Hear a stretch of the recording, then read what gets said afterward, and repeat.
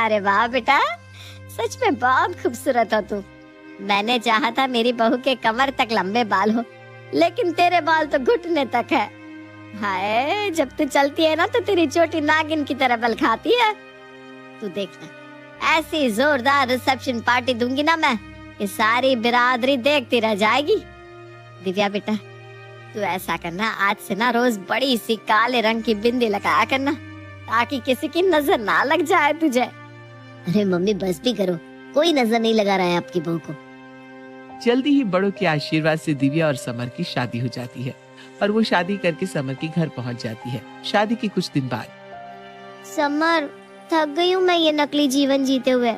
ये दिन भर भीगी बिल्ली की तरह नजरें झुकाकर जी मम्मी मुझसे नहीं हो रहा है अब। मुझे घुटन होती है यहाँ पर। अरे भाई, इसमें घुटन जैसी क्या बात है? हिंदुस्तान की 90% लड़कियां शादी के बाद ऐसे ही तो रहती है। तुम कोई अलग या अजीब काम तो नहीं कर रही हो? समर, हिंदुस्तान की 90% लड़कियां मेरी तरह पहलवान भी तो नहीं होती। अरे मुझे ऐसे रहने की आदत नहीं है। और देखो, तुमने वादा किया था कि बस कुछ दिन की बात है। यहाँ दिन पर दिन गुजरते चले जा रहे, लेकिन तुम्हारा कुछ पता ही नहीं चल पा रहा है। और सबसे बड़ी बात, मैं प्रैक्टिस नहीं कर पा रही हूँ, जिम नहीं जा रही हूँ। बस सुबह से लेकर रात तक पराठे बना बना कर खिला रही हूँ सबको। अरे पराठे खा खा कर तो मेरा मुंह भी पराठे जैसा हो गया है।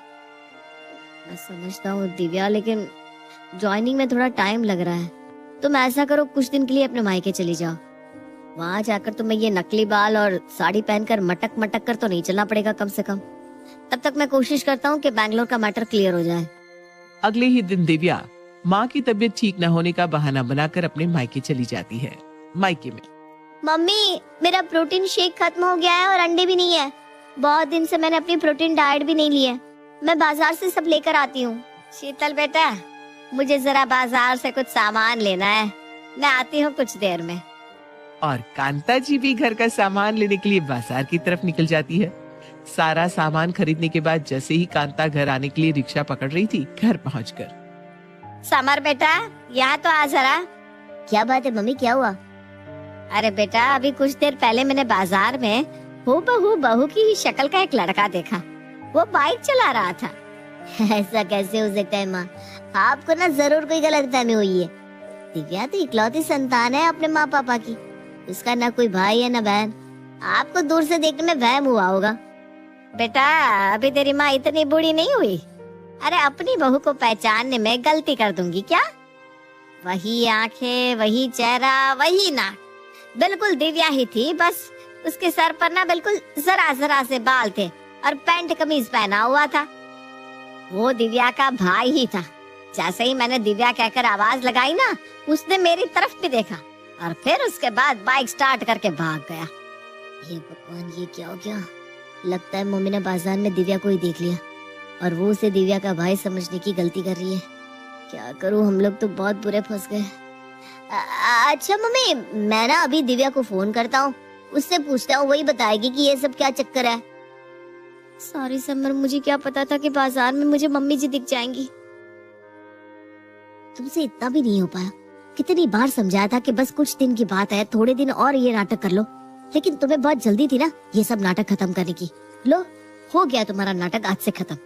अब सबको सच बताते थे, उसके बाद या तो मुझे घर से निकाल देंगे या तुम्हारा और मेरा तलाक करवा देंगे। अब तुम सोच लो, इन दोनों में से कौन सा ऑप्शन तुम्हें ज्यादा सही लग रहा है? अरे मैंने बोला ना सॉरी, अब कितना सुनाओगे? अच्छा सुनो, मेरे पास ना एक आइडिया है। मम्मी जी को यही लग रहा है ना कि जिसे उन्होंने बाजार में देखा वो मेरा भाई था, तो ठीक है ना, प्रॉब्लम क्या है? उन्हें यही बताते हैं कि वो मेरा भाई ही था। अच्छा, अब तुम्हारा भाई भी पैदा करवा दे।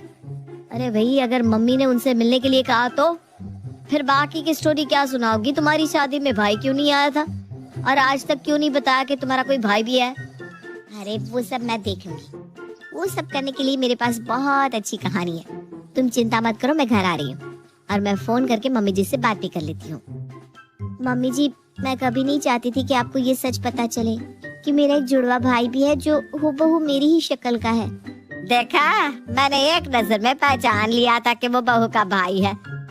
अब तू मुझे ये बता कि तूने आज तक ये बात छुपा कर क्यों रखी? अरे जुड़वा भाई है तो है, और तेरे मम्मी पापा ने हमें इस बारे में कुछ क्यों नहीं बताया? वो क्या है ना मम्मी जी, हम लोगों ने मेरे भाई पिंटू से सारे रिश्ते नाते खत्म कर दिए हैं और वो हमारे साथ हमारे घर में भी नहीं रहता। पापा तो उसे अपना बेटा ही नहीं मानते, इसीलिए उन्होंने आप लोगों को उसके बारे में कुछ भी नहीं बताया था। अरे बेटा, घर परिवार में छोटे मोटे झगड़े नाराजगी तो होती रहती है, इसका मतलब ये थोड़ी ना है कि उसको बेदखल कर दिया जाए। अच्छा ठीक है, तुम पिंटू को लेकर घर जाओ, मैं उससे मिलना चाहती हूँ।